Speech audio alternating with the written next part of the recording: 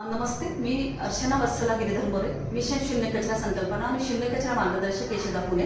आजचा आपला विषय आहे शून्य कचरा गणेशोत्सवामध्ये जे काही आता निर्माल्य निघायचे त्या निर्माल्याचं आपण काय करायचं.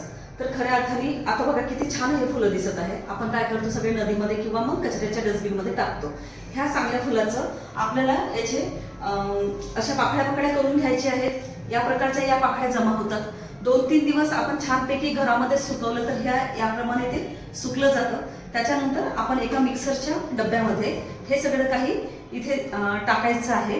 त्याच्यानंतर आपल्याकडे आहे थोडासा कोकोपीट, त्याच्यानंतर गौरी, हे आहे कपूर, तुळशीचे पानं सुद्धा आहेत, ते सुद्धा आपण याच्यामध्ये टाकणार आहोत. हे सगळं काही टाकल्यानंतर आपल्याला याच्यामध्ये कोळसं सुद्धा टाकायचं आहे.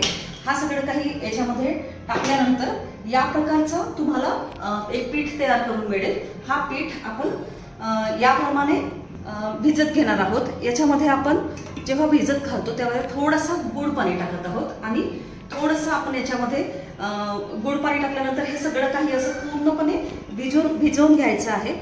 आणि हा सगळा असा गुळ पावडर मी आता इथे टाकते आणि हा सगळा गुळ टाकल्यानंतर आपल्याला द्यायचा आहे. आता बघू शकता, हा आहे असा धूपचा आकार. आता बघा किती छानपैकी ही अशी धूप तयार झालेली आहे. निर्माल्य कचऱ्यामध्ये किंवा नदीच्या नाल्यामध्ये कुठेही टाकण्यापेक्षा हे जर केलं तर आपल्याला गणेशजी नक्कीच आशीर्वाद देईल.